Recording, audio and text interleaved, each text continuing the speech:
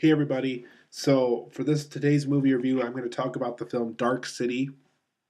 It's a film by Alex Proyas, and he's the director of The Crow with Brandon Lee. He did that film in the early 90s, and he did this film in the late 90s. Although I heard in documentaries, like short documentaries, that he's been working on the story of Dark City since the early 90s. So he had this story in mind for a while before going into production with it. And the one I'm about to review is actually the director's cut version. And I guess Alex Proyas is most proud of this version. He said that the original film had a lot of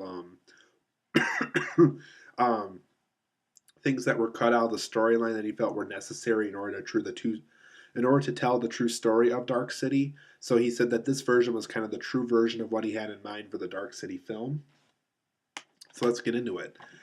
So Dark City, you guys, is a film where in the future there's this city that is always at nighttime. People don't know why. People don't remember the last time they saw the sun.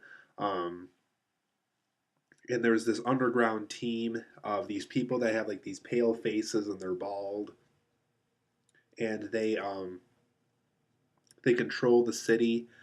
They have like a Mr. Hand, Mr. Sleep. So they kind of address each other as like like Mr. Hand or Mr. Feet or Mr. Head or Mr. Muscles. And basically, what they do is, like for example, if they want certain memories to be washed from people's minds by the end of the day, which basically people aren't aware because it's always nighttime, so they don't know if it's really meant to be daytime or nighttime. They just kind of have to assume based off the clocks that they see around them, and based off of any kind of calendars that they have laying around, or anything that's keeping track of time. That's basically the only way they can tell if it's night or day, even though it always looks like nighttime throughout this place and called Dark City. And so basically, the story really starts to pick up when we meet a character who wakes up in this bathtub in this random apartment, and he has no idea who he is, what's going on, and he has to figure out what's going on and who he is. So he finds out more about these creatures that control, everything. A lot of people don't know who they really are.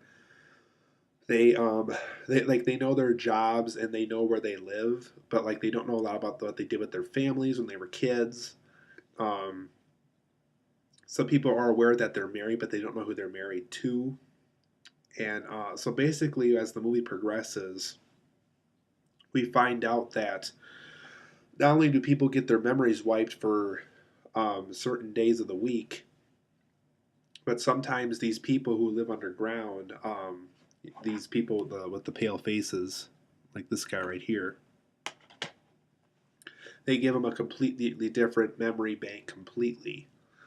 So one day, since Jennifer Connelly is in the film, I'll reference this. One day you would be married to Jennifer Connelly. You'd have all these memories of when you were dating her, when you married her. But the next week, she might be, like this big enemy at work, and you don't like her, and you would never marry her.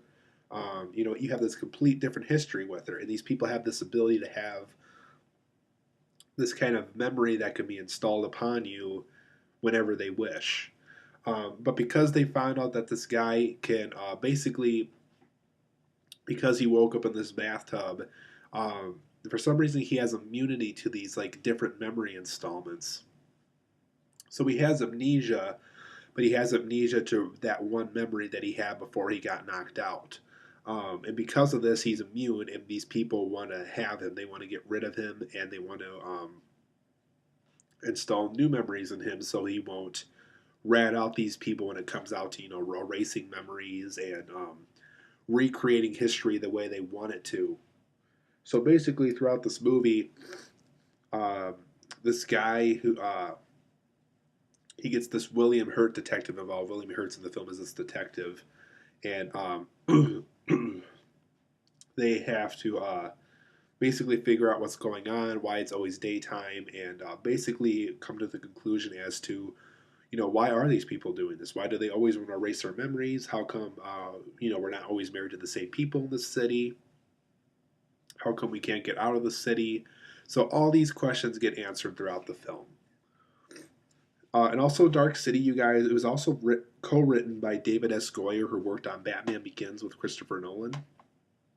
David S. Goyer has done a lot of, superhero and comic book and, superhero and comic book stuff, like for Christopher Nolan. And he worked on his own stuff at one point.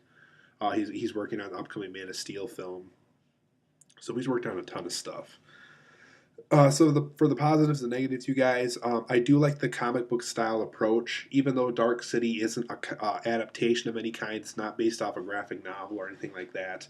It's definitely made in a very much a comic book style, which is kind of clear because Alex Proyas worked on The Crow before this film, and because The Crow was an adaptation of a graphic novel, it's understandable why Alex Proyas would want to continue that style and apply it to a story that really maybe isn't applied to a comic book adaptation. But this comic book styled approach I thought was very interesting, and it definitely showed in certain scenes. The make the world your own theme I thought was interesting. Kiefer Sutherland was in this film. I don't want to talk about him too much because it might cause spoilers to happen. But he talked about a lot of interesting things in this film that I think would have made the film overall even better if it was explored some more. But basically, he was saying at one point that, who are these creatures to, create histories for us? How come we can't create our own history? How come we can't create our own identities? How come we can't pursue the jobs that we want to pursue rather than what they want us to pursue? And I like how the film kind of played off of that at times. The pale faced beings are interesting at times, but there's also some times too where it's just like, okay, that's kind of lame, or they do something that you didn't want them to do that kind of ruin that once interesting thing and turn it into something stupid. Um, this kind of goes back to the comic style approach. There were some good visuals in this film. There were some really impressive set designs, and you could definitely tell like these creatures could have fit into a comic book of some kind. But it was a very good visual film in that case. Now, on to the negatives. I felt this film was very, very slow moving. It's a very slow moving movie. It takes a very long time to make its point, and I think that really hurts the film in the long run. I think that's going to really repel people from seeing this film. Is it's a very, very slow moving movie, and it takes a very long time to make a lot of its key points. The film never invites the viewer in, and I really think every film should, specifically the good ones. I think the really, really well done films invite the viewer in some way. Dark City never really invited me in, and I think a lot of people are going to feel the same way. It's definitely not a very involving movie. It exists on the screen. We know what's going on a little bit, but we don't feel invited to the experience. It's like going to a party, but you don't know anybody, and nobody bothers to introduce themselves to you, or they don't bother of you letting them introduce yourselves to them. It's just not a very involving film, and I think it's like once again, I think it's really gonna want to make people turn this film off and want to try another film. The acting in this film really wasn't anything special. In fact, the acting was pretty bad in this film. Kiefer Sutherland, he really, this was not one of his better roles. I think his pausing in between sentences got really boring after a while, and it really felt like any actor could have done it, but he kept on doing it like it was good, like what he was doing was a good thing. And I must say that it really got annoying after a while, and it felt like anybody could do it. It just felt like a very bad, generic way of pursuing a role. It basically, if you want to see that kind of role for 2 hours, basically that's what he does for 2 hours. And I really think it got annoying after a while, and everybody seemed bored in this film. And I really don't think good acting represents boredness. I really don't think you have to look bored in order to make the film good. I mean, look at Kristen Stewart. People hate her in the Twilight film because she always looks bored in those movies. This film feels a lot longer than it really is. It's only an hour and 51 minutes, and it took me 3 sittings to get through the whole thing. Now, That being said, some of it was due to lack of interest. Some of it was due to my scheduling and all that stuff. But really, I mean, if a film really takes me that long to get to the whole story and it really doesn't keep my attention for that long, I really think that's a sign that there's a lot of aspects of the film that don't work. And I think Dark City is definitely a film that, even after a director's cut and several revisions and several scenes, added in and everything, I think Alex Proyas really should have, to be honest, have wrote a better script. I think with the better script, the film would have felt better and it wouldn't felt as long as it needed to be. There were several inconsistencies and rule breaks with the film. Um, there's a lot of things that are like, okay, well, I thought earlier in the film they established that certain people can't do this, but for some reason they're allowed to do this. Um, it just seemed like the rules had to be broken just so the story could be told. There's a lot of instances in that in this film. And once again, I think it's really not going to please people when they view the film. So overall, guys, I give Dark City a 6 out of 10. It is a very good visual film. There are some interesting ideas that went into it, but there's just a ton of flaws, and it feels a lot longer than it needs to be.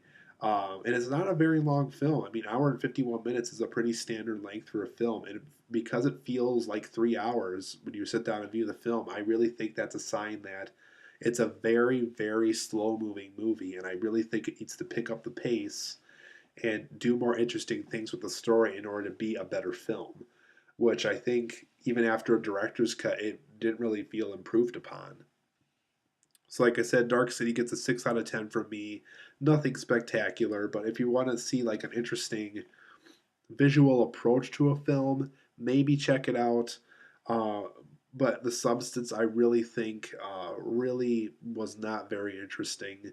Um, so basically, I really can't recommend Dark City, but if you want to see it for its visuals, do it for that, but don't go into it expecting a good storyline because it's definitely not a good film for storytelling.